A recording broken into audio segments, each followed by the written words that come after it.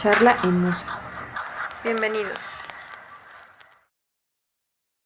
¿Qué tal? Estamos en Musa Cultura Visual, un espacio cultural independiente en el municipio de Puebla, en el estado de Puebla. Este día nos acompaña Gerardo de la Rosa. Así es. Gerardo es un ilustrador poblano. Estas charlas son es para hablar con agentes culturales locales y que nos hablen, conocer de su trabajo, de su trayectoria, de su experiencia y también para platicar acerca de su desarrollo según el entorno, estando aquí en el municipio de Puebla. Me gustaría que te presentaras, Gerardo. Hola, muchas gracias por estar con nosotros. No, hombre, muchas gracias a ti por la invitación. Pues yo me llamo Gerardo de la Rosa, pero la gente me conoce en el medio de la ilustración como Gerasai, es el seudónimo que utilizo. Pues yo me dedico a la ilustración. Soy diseñador estudié diseño y comunicación visual en la Universidad Nacional Autónoma de México, especialista en ilustración. Realmente hago muy poco trabajo de diseño gráfico. Lo que a mí me interesó pues, es la ilustración y es a lo que me dedico desde hace poco más de 10 años. Y bueno, yo principalmente me dedico a la ilustración comercial, sin embargo también tengo mi proyecto, digamos, personal, artístico de ilustración, ¿no? Es lo que más me interesa. Por ejemplo, sí quisiera como que habláramos un poco de eso, de tu desarrollo como profesional, de esto como en retrospectiva, ¿no? De qué ha sido poco más detrás, ¿no? Estudiaste en la UNAM. Así es. Pero, por ejemplo, entonces hablaríamos de por qué te fuiste a la UNAM, ¿no? Fue una oportunidad, ahí estaba la carrera, hablando justo de que luego muchos tenemos que movernos para adquirir el conocimiento, ¿no? En el municipio incluso en muchas ocasiones, bueno, ahorita ya han ampliado las ofertas académicas, pero luego, digo, es un ejemplo, por ejemplo, cinematografía es reciente, ¿no? Sí. Tú te fuiste allá porque te gustó ese ambiente, ¿no? Universitario, obviamente es mucho más grande la ciudad, eso también impacta en el desarrollo pues sí, sobre todo en la juventud, profesionalmente también te lleva a tener ciertas ideas de cómo desarrollarte, empiezas a vislumbrar cómo sería mi vida aquí, por qué te regresas a Puebla. Cuéntanos más de eso, por favor. Mira, pues yo como muchas otras personas, no sabía qué hacer con mi vida cuando acabé la preparatoria, ¿no? Yo estudié aquí en Puebla la preparatoria y cuando llegó el momento de decidir a qué me quería dedicar el resto de mi vida, opté por estudiar historia. De hecho, estudié unos cuantos semestres de historia acá en la UAP. Yo creo que un poco motivado porque mi papá precisamente tiene un doctorado así, ¿no? En antropología, y pues siempre ha habido muchos libros en mi casa, ¿no? Entonces como que pues, era algo que yo me inclinaba, pero sin embargo siempre tuve muchas inquietudes en torno a lo que es el arte, ¿no? A mí siempre me ha gustado pues como explorar todo, ¿no? Me gustaba mucho la música, el cine, la literatura, pues principalmente las artes visuales, ¿no? Entonces, de hecho cuando yo era adolescente tenía una banda así como de punk rock, ¿no? Entonces salgo de la preparatoria, me meto a la licenciatura de historia, la neta no me gusta, nada más estuve como 2 semestres y pues dije esto no es lo mío, no me hallaba, no me veía así como en un futuro trabajando de eso, pues ¿qué voy a hacer? En historia solo tienes 2 caminos, o te vuelves investigador o te vuelves profesor, y de ninguna de esas 2 me veía, ¿no? Paralelamente también estaba estudiando música, igual en la UAP, pero es una carrera técnica, técnico en música. En aquel entonces tú podías estudiar tanto una licenciatura como la carrera técnica simultáneamente, y como estaban aquí en el centro, pues yo las estudiaba. Saliendo de historia me iba al colegio de música, y la de técnico en música dura 3 años. Pero pues tampoco me veía como músico, ¿no? Principalmente porque, bueno, lo que veíamos era música clásica, ¿no? Yo la verdad que quería tocar punk rock, y así dije, no, pues en qué momento vamos a comenzar a tocar. ¿Cuándo destruyo mi primera guitarra? Sí, cuando destruyo mi primera guitarra, ¿no? Era todo lo contrario. La guitarra era quien te destruía a ti, ¿no? y entonces, bueno, esa sí la acabé, pero de nuevo fue la decisión, ¿no? Pues ¿qué hago con mi vida, no? Entonces, empecé, lo miré de otra manera, dije, más bien, pues, ¿a qué no me dedicaría, no? Y entonces comencé a descartar todas las carreras y me di cuenta que realmente lo que yo siempre había querido hacer como como pintar, ¿no? Y está bien curioso porque digo, a mí me gustaba mucho la música, sin embargo la música también como que yo creo que todas las artes se relacionan entre sí al final de cuentas, ¿no? Entonces la música, por ejemplo, yo siempre hacía como los diseños de mi banda, ¿no? O sea, también los carteles. Entonces como que de ahí era como un medio en el que me podía expresar chido y yo sentía que tenía más talento para las artes visuales que para la música, ¿no? Porque cuando estudiaba música yo veía a mis amigos que tenían un talentazo, así muy poco esfuerzo y tocaban muy chido, cantaban muy chido y yo me esforzaba mucho y apenas tenía así como para estar ahí. Yo sentía que no tenía como para ser realmente un músico y poder vivir de eso. Y entonces dije, no, pues creo que esto es lo mío, ¿no? Y entonces, como tú dices, me empecé a buscar qué es lo que podía estudiar relacionado con lo visual, ¿no? Y también quería como estudiar cine, pero pues acá en Puebla no había una manera de estudiar cine. Y allá en México estaba en aquel entonces el CUEC, ¿no? Y el CCC, el Centro Universitario de Estudios Cinematográficos en el caso de la UNAM, y el CCC creo que es de Lima, ¿no? Pero no existía la carrera como tal de cinematografía, ¿no? Entonces, lo único que te daban era como una especie de diploma, era como un diplomado de 4 años, ¿no? Entonces dije, no, pues yo sí quiero una licenciatura, ¿no? Aparte como la presión familiar y así. Sí. Y entonces vi que la UNAM tenía esta carrera que se llamaba Diseño y Comunicación Visual, vi el plan de estudios y me encantó, porque no es así como tal diseño gráfico, ¿no? Sino que es como una exploración a una embarrada de muchas otras disciplinas, había dibujo, animación, cosas relacionadas con el cine, ¿no? Entonces yo siempre digo que esa carrera específicamente es una carrera diseñada para personas que tampoco saben qué hacer con su vida, ¿no? O sea, como que hay muchas vertientes. Entonces dije, no, pues creo que quiero estudiar esto, ¿no? Porque yo no quería como tal diseño, o sea, siempre tuve claro que quería algo relacionado con el arte, pero siempre me dio como ese miedo, así de que, ay, pues ¿a qué me voy a dedicar, no? ¿De qué voy a vivir, no? Entonces me fui por eso a Ciudad de México, ¿no? También porque lo que hablábamos acá en Puebla, en aquel entonces, te estoy hablando del 2011, en aquel entonces yo sentía que acá no había como una escuela que te pudiera dar una formación sólida en torno a lo visual, ¿no? Pues sí está la UAC, pero el diseño gráfico como tal nunca me convenció, ¿no? O comunicación, que estaba todavía más lejos, ¿no? Sí está súper lejos, ¿no? Y entonces esta carrera de diseño y comunicación visual se da dentro de la Facultad de Arte y Diseño de la UNAM, ¿no? Entonces es súper interesante esa carrera porque las personas que estudiamos diseño siempre estamos como dialogando con los que estudian artes visuales.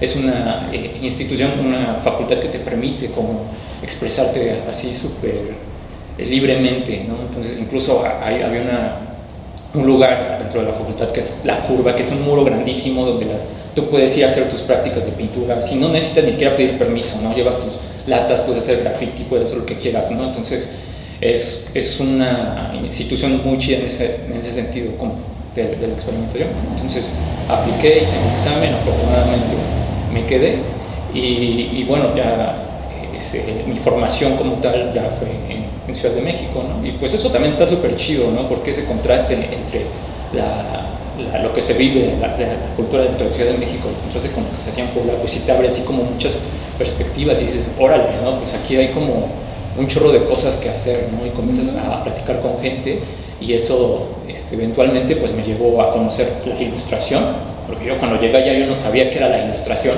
no era algo tan popular como lo es ahora. Yo siento que la ilustración ha ido ganando mucho terreno a lo largo de los últimos años, pero en aquel entonces, digo 2011, 2013, la ilustración todavía no era así como algo tan,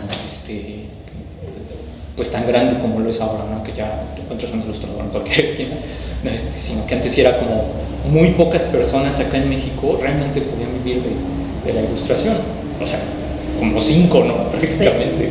Porque exclusivamente de la ilustración, porque generalmente pues, hacías diseño, hacías como otro trabajo, ¿no? Eran muy pocos los nombres conocidos, ¿no? En aquel entonces pues hablaba mucho de Patricio Beteo, por ejemplo, así que yo quiero ser como ese güey, ¿no? Que estaba publicando revistas así súper chidas, el propio Quintero, ¿no?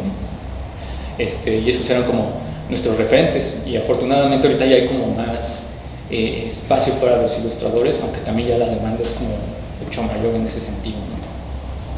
Y, por ejemplo, si viste todo, o sea, sí entiendo que, por ejemplo, en un entorno donde hay más, bueno, la ciudad solo por pura probabilidad de nivel de población, sí. Hay mucha más actividad, te puedes, ¿cómo decirlo?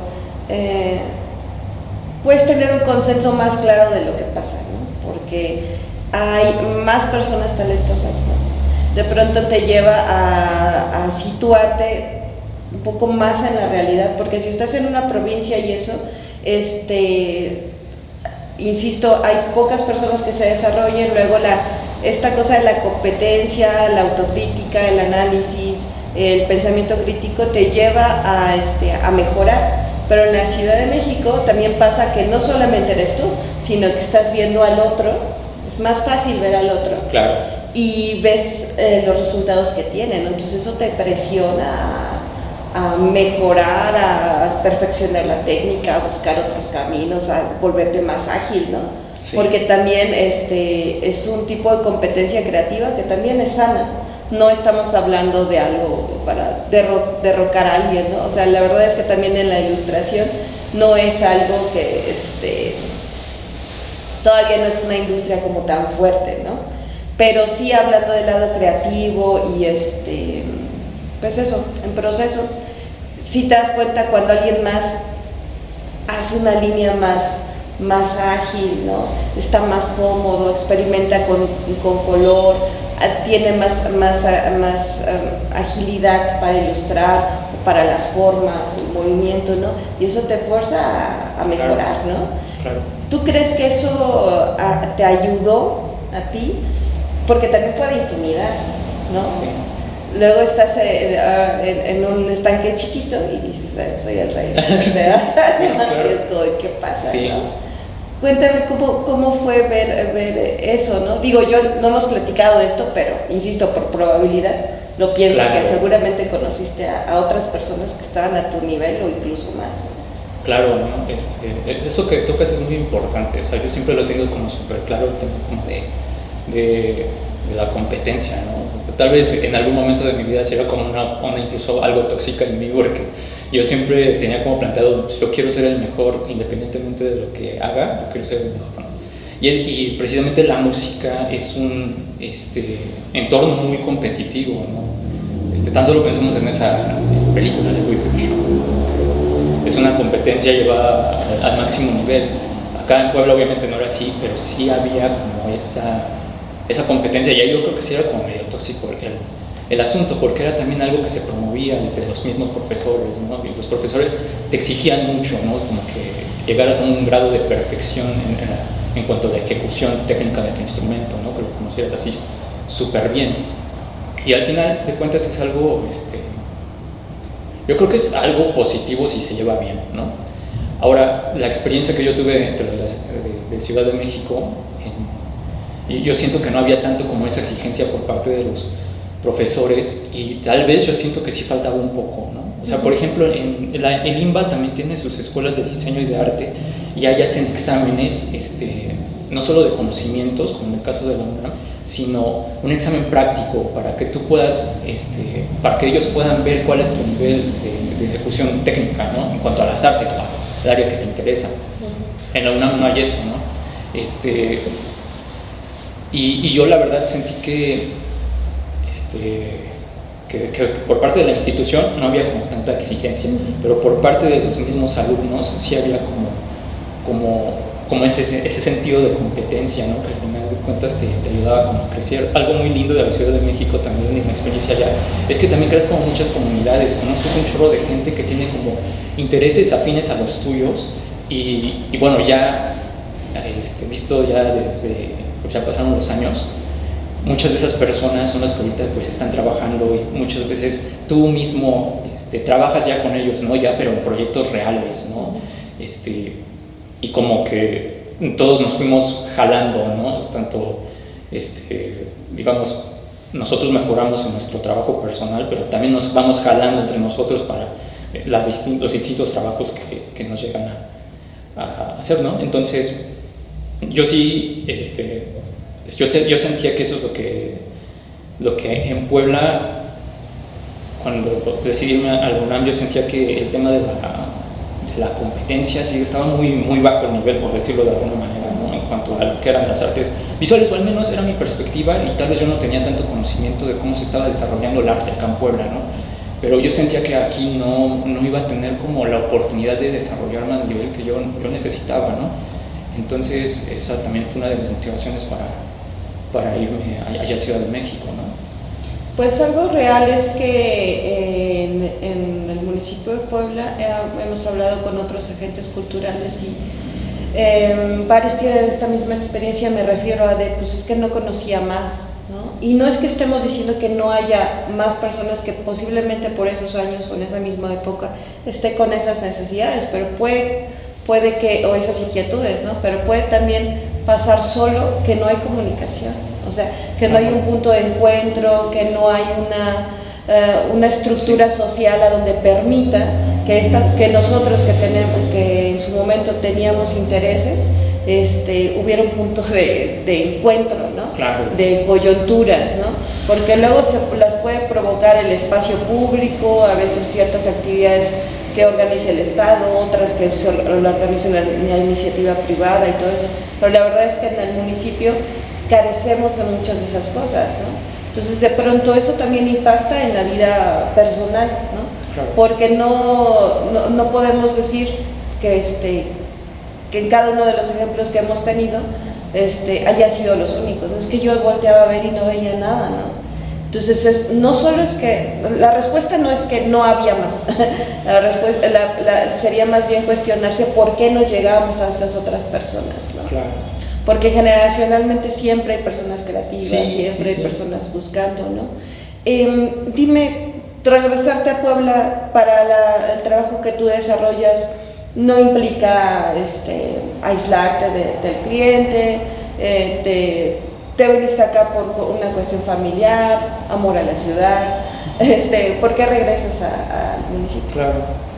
Antes, ahorita que comentas eso como de que a veces no hay como un espacio en el cual los artistas como podamos reunirnos, ¿no? Un punto de encuentro, ¿no? O sea, yo pienso que ahí la música también está bien interesante cómo se maneja, porque la música también es una onda muy social, ¿no? O sea, están las bandas, o sea, siempre necesitas de alguien para poder hacer música. Y yo siento que las artes visuales es algo que muchas veces nos aislamos, los artistas mismos, ¿no? O sea, yo creo que nuestra misma personalidad, que generalmente el mundo de la ilustración está lleno así como de gente súper introvertida, siempre de los que yo me incluyo, y pues se nos dificulta un poco, ¿no? Como precisamente reunirnos, socializar nuestro trabajo, ¿no? Cuando es una cosa así súper importante. Y en aquel entonces yo realmente aquí en Puebla no conocía ningún espacio, ¿no? Y también pues yo siento que la pintura, o al menos estas cuestiones como el graffiti también pues están muy estigmatizadas. Bueno, en aquel entonces estaban bien estigmatizados, ¿no? Entonces, y ya sabes, esta noción general de que pues, si estudias arte te vas a morir de hambre y cosas así, ¿no? Como que realmente ahorita nos estamos enfocando también en retirar ese estigma, porque es algo que yo también creo que ha influido en que esto no pueda ser más grande de lo que ya es, ¿no? Y bueno, ahora lo que preguntas acerca de por qué me vine, yo me vine a raíz de la pandemia, ¿no? O sea, porque pues yo estudié en Ciudad de México y todavía me quedé a trabajar ahí unos cuantos años. Vino lo de la pandemia, llegó este sistema como de home office y me volví a Puebla, que la verdad yo ya estaba súper adaptado a la ciudad, ¿no? Pues ya casi que 8 o 9 años de estar viviendo en la ciudad, pues yo ya tenía prácticamente otra vida, ¿no? Haces nuevos lazos, tienes nuevas amistades, pues tienes lazos de trabajo, amorosos, lo que sea, ¿no? Generas una nueva vida, ¿no? Pero también es interesante porque yo jamás me sentí como parte completamente de Ciudad de México, ¿no? Pero como ya había vivido tantos años allá, tampoco ya me sentía tan parte así de Puebla, ¿no? Como que estaba con un pie en una ciudad y con el otro en la otra, ¿no? Entonces, pues yo me vine a raíz de la pandemia y obviamente la ciudad ya había cambiado, ¿no? O sea, los espacios que revisitaba ya no eran los mismos y como que sí me sentí como un extraño, como un extranjero en mi propia ciudad, ¿no? Pero también nuevamente fue un contraste porque yo ya estaba súper acostumbrado a un estilo de vida súper acelerado, ¿no? Donde hay mucha competencia y de repente regreso a Puebla donde pues todo está un poco más tranquilo. La verdad es que es una ciudad que pues, todavía se puede pues, vivir, ¿no? Y transitar sin tanto ajetreo, ¿no? En Ciudad de México siempre estamos corriendo aunque no tengamos lugar. Te obliga a correr. Exactamente. Entonces, pues regresé acá, de nuevo el encierro, que realmente mi estilo de vida no cambió mucho, mucho porque pues yo me la paso realmente encerrado la mayor parte del tiempo, pero pues regresé a Puebla y como que le bajé un poco al acelerador y pues ya decidí quedarme acá nuevamente, ¿no? Pero como te digo, la ciudad ya había cambiado, ya no era el mismo contexto. Hablando, por ejemplo, de las universidades, cuando yo me fui realmente no había dónde estudiar artes visuales. Sí había algunos puntos, pero no había una carrera de artes visuales respaldada por una institución tan fuerte como es la UAP, ¿no? O sea, no sé cuánto tiempo tiene la carrera de artes visuales aquí en la UAP, pero pues debe tener poco más de 10 años, ¿no? Cuando sí, dices, muy poco. Cinematografía acá no había, ¿no? Y todas estas cuestiones, ¿no? Tal vez si en aquel entonces hubiera habido como artes visuales o arte digital, tal vez yo ni siquiera me hubiera ido a Ciudad de México, ¿no? Entonces eso habla también de que la ciudad está progresando y que está cambiando, ¿no? Entonces cuando yo llego a Puebla me dijo, órale, pues la neta ya no conozco a nadie, ¿no? O sea, los amigos que tengo acá en Puebla son músicos principalmente, ¿no? Son los con los que estudié la carrera, ¿no? Algunos historiadores, pero acá no conocía como gente que se dedicara a la ilustración, que tuviera esas inquietudes que yo tengo, ¿no?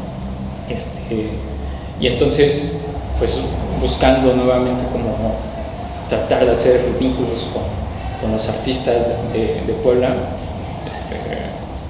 pues ya principalmente ese tipo de conexiones las haces por medio de redes sociales, ¿no? Entonces comencé a conocer a algunas personas que también estaban haciendo ilustración acá en Puebla y de repente también conoces lugares en donde la banda se está reuniendo, ¿no? Como para socializar su trabajo, como es el caso de Musa, ¿no? Pero pues también hay otros lugares donde la gente ya comienza a tener ese tipo de iniciativas y dije, pues órale, ¿no? Como que aquí ya algo está comenzando a pasar, tal vez todavía falta tiempo para que se consolide, digamos, el movimiento de la ilustración acá en Puebla, pero creo que ya se están dando los primeros pasos y pues yo espero es que yo siento que esto que hablábamos, que acá en Puebla no había como un lugar donde estudiar, yo creo que una de las virtudes, que también puede ser uno de los defectos de la ciudad de Puebla, es que está muy cerca de Ciudad de México, ¿no?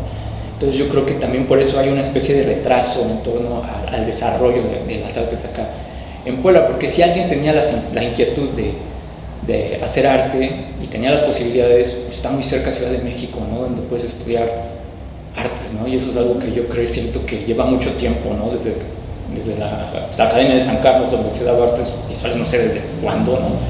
Pero yo siento que eso también ha impedido que las personas que nacieron en Puebla se queden en Puebla a hacer arte y que desde Puebla reflexionen en torno a su entorno, y eso lo plasmen dentro de su obra, ¿no? Digo, sí hay artistas, obviamente, sí hay personas que se han quedado acá a hacer arte desde Puebla, pero yo siento que no han sido tantas como que se quisiera, ¿no?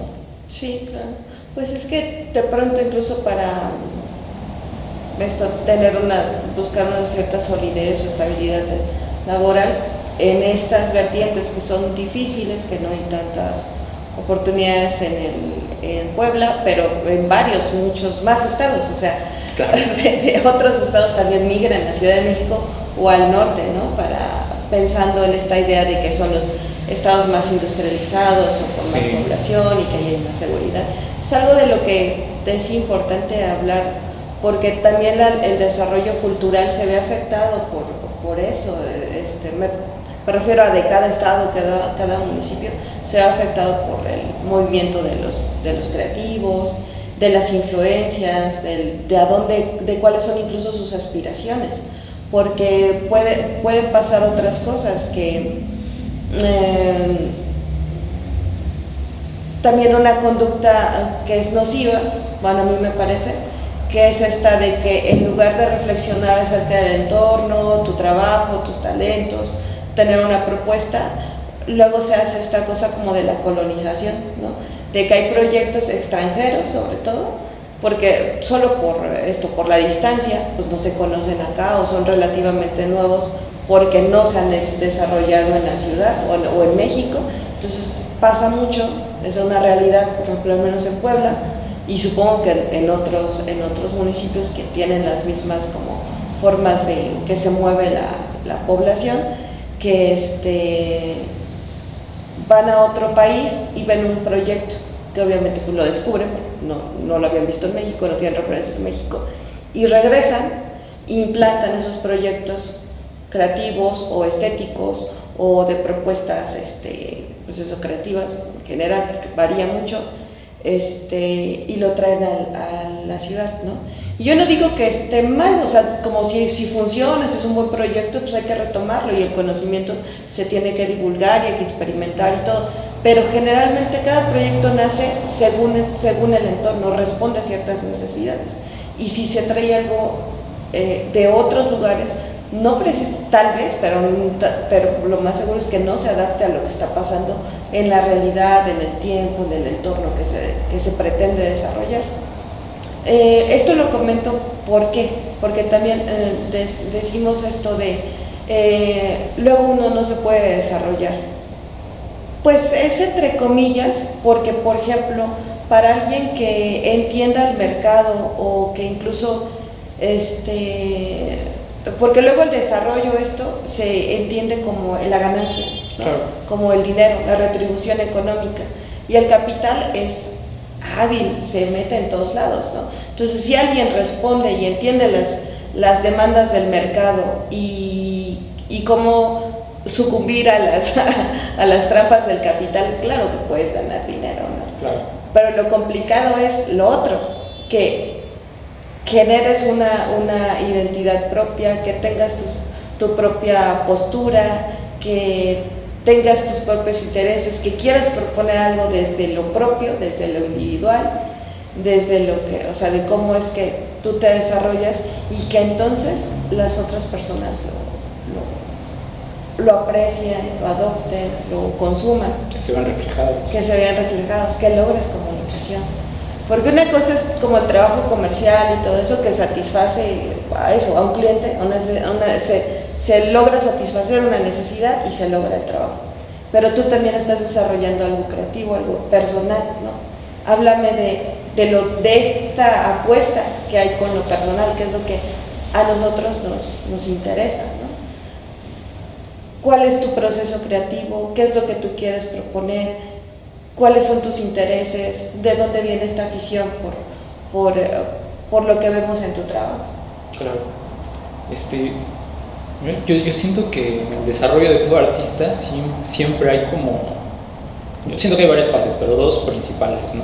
Primero es tu desarrollo, ¿no? Y tu desarrollo generalmente tiene que ver con la adquisición de las habilidades técnicas que te permitan expresarte, ¿no? En esta etapa, pues siento que es un poco difícil ponerte a reflexionar en torno a quién eres, ¿no? Qué es lo que quiero hacer con mi arte, ¿no? Simplemente estás como tratando de adquirir esas herramientas, ¿no? Que después te permitan realmente comunicarte. Es como adquirir un lenguaje, ¿no? Si no conoces el lenguaje, pues no te puedes empezar a expresar, ¿no? Y esto es algo que, bueno, tal vez yo no tenía tan claro, ¿no? Pero durante mucho tiempo yo me enfoqué principalmente al desarrollo de mis habilidades técnicas de dibujo, ¿no? Como que cada vez quería dibujar y dibujar mejor, y de alguna manera pues logré un punto en el que yo me sentía personalmente satisfecho con lo que podía lograr técnicamente, ¿no? Pero ya después vi que pues, realmente qué es lo que tengo yo que decir. Yo creo que eso se explica fácilmente porque yo antes hacía como mucha ilustración digital, ¿no? Prácticamente el 100% del trabajo que yo hacía era de forma digital, y esto tiene que ver también con una cuestión como comercial, ¿no? Porque para poder tú ser un ilustrador y poder vivir de ello, pues necesitas necesariamente tener habilidades de conocer las herramientas digitales, ¿no? Porque es el estándar actualmente. También digitalmente puedes hacer las ilustraciones así súper rápido, ¿no? Pero también cuando te enfocas en esta herramienta de manera exclusiva, corres el riesgo de que tu trabajo se parezca al de todos, ¿no? Porque todos están usando precisamente esa herramienta, ¿no? Y todos están usando todos los mismos trucos que tú estás usando, ¿no? Entonces desde ahí ya tu trabajo se parece al de muchas otras personas, ¿no? Cuando agarras conciencia de esto y yo dije, también cuando llegó el tema de las inteligencias artificiales, dije, pues esto ya está muerto, ¿no? Ya no tiene como ningún sentido, ¿no? Y justamente llegaron las inteligencias artificiales cuando yo me estaba haciendo estas preguntas de cómo le hago para yo poder diferenciarme de los demás, pero también como para poder ser al mismo tiempo honesto conmigo mismo, ¿no? Llegaron las inteligencias artificiales Y eso también generó una serie de reflexiones en torno a mi trabajo, ¿no?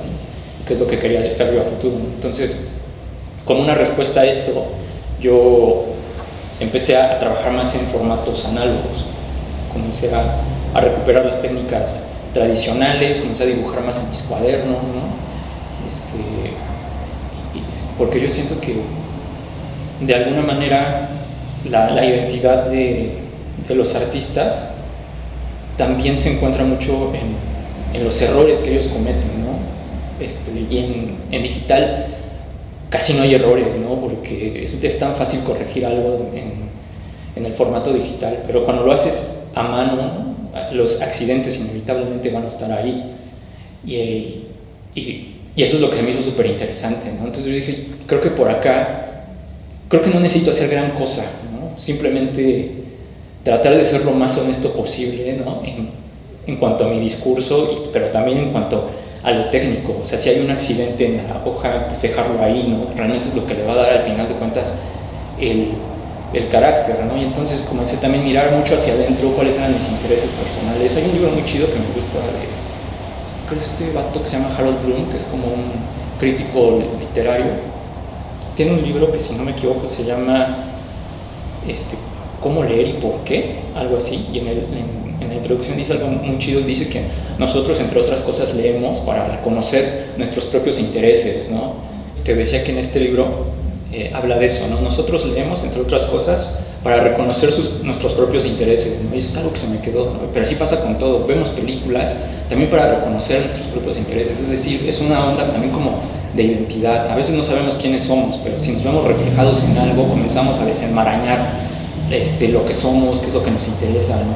Entonces yo comencé a prestar atención en cuáles son esas cosas en las que yo me siento reconocido, no solo en la literatura, sino en el arte que consumo, en el cine que consumo, en la música que me gusta, ¿no? Que de repente yo tiendo mucho como a escuchar cosas bien tristes. ¿Por qué me gusta escuchar cosas bien tristes, no?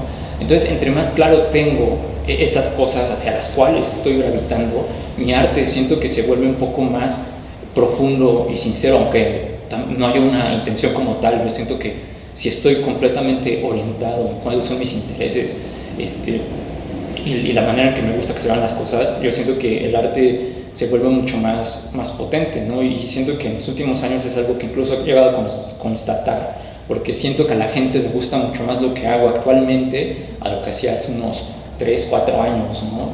Yo siento que ya estaba como viciándome, repitiéndome, y ahorita como que me permito más la experimentación y tomando en cuenta estas cosas que te comento y tratar de plasmarlas. Siento que ha ayudado a que la gente conecte más con lo que hago actualmente. Me gustaría hacerte una pregunta que, escuchándote, hablando de esto de las redes, incluso la gente, me refiero a los que ven y acceden a las redes, ¿no? Ahorita tú sientes, bueno, tu percepción sería que las redes es el foro, o sea, te entiendo, las dinámicas sociales, pues en el entorno, estamos en una galería en este momento, pero hay muy pocas galerías de acceso libre, a donde obviamente las personas puedan conocer. Aquí tenemos una obra de Gerasay, pero pues no hay espacios, ¿no? Donde se pueda ver una pieza. Es cierto, el formato celular es muy limitado, me refiero al formato, sí, todo, ¿no? Pero también es una ventana así como tremenda para Instagram, ¿no? Y ya puede haber otras, o vendrán otras, ¿no? Que sean estas para imágenes. Tú ahora, tu percepción sería que el foro para dar a conocer tu trabajo sería Instagram. De entrada, bueno, o internet, pues, ¿no? Sí. De entrada sí, yo considero que Instagram, las redes sociales, es algo súper importante y prácticamente no puedes hacer una carrera si no tienes como una base de seguidores en las plataformas. Al menos ese es mi punto de vista, pero yo también creo que es bien importante que se salga la gente un poco de las redes sociales y que también las expresiones artísticas que suceden en el mundo real pues tienen como su valor. Y yo creo que sí está, que sí es necesario, ¿no? O sea, realmente tú puedes ver una imagen en tu celular, pero es muy distinto ver esa imagen en el celular a verla en la realidad, ¿no? O sea, nosotros conocemos un chorro de imágenes que no sabemos cómo lucen en la vida real, ¿no? Yo me acuerdo, por ejemplo, mucho de las imágenes que estaban en los libros de texto gratuito, que son de pintores extraordinarios que acá tenemos en México, ¿no? Sí. Y la mayor parte de las pinturas que conformaron esos libros las encuentras en el Lunar, allá en México, y cuando las ves es impresionante, ¿no? Y está bien chido porque te trae como a tu infancia, pero no es para nada lo mismo verla impresa en un formato tamaño carta a ver la magnitud, ver el trazo de la pincelada, ¿no? Hay mucho que te comunica la imagen y que se pierde cuando hay esa traducción al formato impreso. Bueno, es lo que decía el Walter Benjamin, ¿no? Que decía que toda obra tiene como una especie de aura, ¿no? Y cuando se reproduce va perdiendo poco a poco ese aura, ¿no? Y el aura es eso, es eso que no puedes explicar, que te da la pintura cuando lo tienes enfrente, ¿no? Y sí, se va perdiendo cuando pues, todo lo ves a través de una pantalla, ¿no? O sea, tampoco soy un purista y digo, no, pues ya salgamos de Instagram, ¿no? Porque pues no, así funciona la realidad y pues la realidad no se discute. Bueno, hay aspectos de la realidad que no se discute, simplemente se aceptan y hay que saber cómo nos integramos a esta realidad que estamos viviendo, ¿no? Pero a mí lo que se me hace chido es que exista un diálogo, una conexión, ¿no? Entre lo que sucede en el mundo digital y lo que sucede en el mundo real, ¿no? Y si tuviera que elegir entre uno u otro, yo prefiero estar en la realidad que en el celular, ¿no? Pero, sin embargo, ya es algo que está ahí y se me hace necesario también. Claro, no, pues no podemos, pues eso, aislarnos o estar negando, ¿no? La realidad, lo que dices. Fíjate que escuchándote me invita a una reflexión que no había hecho hasta ahora, justamente. Nosotros cuando abrimos Musa, el nombre original es el que tenemos actualmente, que es Musa Cultura Visual. Y nosotros siendo diseñadores y pues obviamente con respeto a las artes, dijimos, eso de cultura visual está muy ambicioso, o sea, muy ambicioso. Y hubo un momento en que incluso pusimos Musa Art and Food, ¿no? Así como hay que, para que la gente sepa de qué va, y aparte esto en inglés, ¿no? Así para que... Tú ya veías que venía la gentrificación. Ajá, sí, no tengo que, ¿no? Nos duró unos meses, porque fue de, no, ¿qué es eso? ¿No? Y fue de, no, o sea, la idea original es esta, cultura visual, es muy ambicioso, es tal vez un poco presuntuoso, pero si no lo intentamos, o sea, claro, podemos quedarnos en un intento, ¿no? Si lo logramos o no, bueno, se verá en el camino, ¿no? Pero hay que apostarle a eso. Claro. Y ahora ¿por qué? Porque lo importante es que la comunicación pues, se da de muchas formas, y la visual es una, de pronto, obviamente lo que comentas ahorita de las obras y todo, es una de las más potentes, ¿no? Pues ahora la cultura visual también ya se ha diversificado muchísimo, ¿no? Porque también esta cosa del celular nos ha vuelto eso, espectadores, ¿no? Ya hay muy poca lectura. Ya me refiero en el celular como instrumento, ¿no? Ya todo es visual, el consumo tiene que ser muy rápido, hay como ciertos esquemas de eso visuales para el entendimiento del mensaje rápido, el meme, ¿no? Y también todas estas imágenes que hay muchos creadores que tardan, aunque sean ágiles, aunque lo terminen en poco tiempo, una propuesta, una ilustración, se tardaron obviamente para realizarla y se va en un segundo, sí, ¿no? Habría que entonces, yo me quedo con eso un poco de, tendría que reflexionar incluso yo misma de qué ahora implica la cultura visual. Nosotros hace 15 años estábamos un poco por la apuesta de, es que entre más cultura visual tengamos todos, uno se puede volver más crítico, más, tener más bases, porque una de las cosas que nosotros pretendíamos o seguimos pretendiendo, la apuesta es que nuestros muros, que nuestro espacio como espacio cultural se presenten mensajes, obras que tengan tal vez un cierto rigor técnico, pero también, sobre todo, una propuesta, honestidad, que estén bañados también de un desarrollo en su proceso, ejerciendo la autocrítica, no ser complacientes, no sucumbir al mercado, ¿no? Eso es lo que pretendemos. Y entonces nosotros pensamos, si mostramos eso, las personas lo van a ver, van a emplear su cultura visual y van a estar demandando y van a estar queriendo consumir, pues en general, ¿no? Obra, arte, ilustración, como lo queramos llamar, de mejor calidad, ¿no? Claro. Y eso forzaría a los creativos también a seguir creciendo y seguirse desarrollando. Pero ahora las cosas han cambiado. O sea, lo digo, esto lo pienso ahorita escuchándote, porque también la realidad es otra, ¿no? Puede haber incluso gran consumo de eso visual, pero no es que haya tal vez una gran contribución. Claro. Pero si tú como creativo, nosotros como espacios, seguimos proponiendo cosas que al menos a nosotros nos parezca que puede aportarle al espectador para un crecimiento, para un disfrute estético, ¿no? Eso es algo positivo, ¿no? Y que tendríamos que seguir trabajando sobre ello. Claro. Te dejé pensando un poco. Sí. Es que es complicado, insisto, yo hasta ahorita lo estoy pensando y podría ser todo un tema a partir de ahora, ¿no?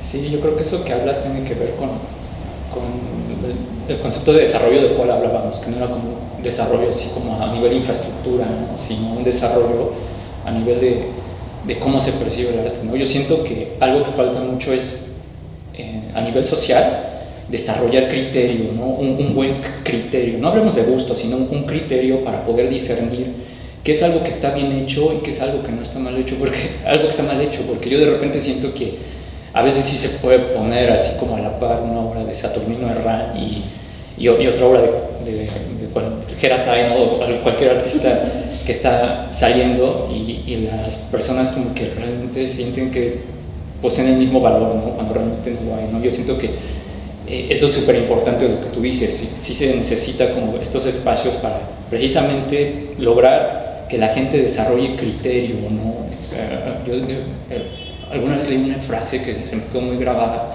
que decía que en el caso de los países latinoamericanos, la mediocridad pasa por bueno y lo que es bueno pasa por excelente, ¿no? Y lo que es excelente ya pasa como una genialidad, ¿no? Como que de repente falta eso, como, digamos, como subir un poco la vara, ¿no? Pero también es necesario difundir, ¿no? A través de este tipo de espacios el arte, ¿no? Para que eso se transmita a las personas y que realmente, como hablas, la cultura visual es algo súper importante y es algo que nos beneficia a todos, ¿no? Si se robustece, esto nos beneficia a los artistas, a las personas que tienen espacios como los tuyos, ¿no? Entonces, pues sí, es súper importante, interesante lo que comentas.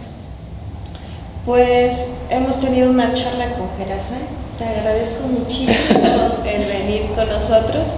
Claro, vamos a dejar en la descripción del video las redes de Gerardo para que lo sigan, para que vean su trabajo, para que incluso si tiene recomendaciones de páginas y demás, lo vamos a poner ahí. Pero estas charlas tienen la propuesta justo de conocer a los agentes culturales locales, porque también son parte de lo que nos constituye a nosotros, o que incluso pretenden, ¿no? Insertarse en un cambio en el entorno, en generar nuevas propuestas culturales. Y pues te agradezco muchísimo, Gerardo. No, al contrario, muchas gracias por la invitación. Pues aquí estoy a la orden.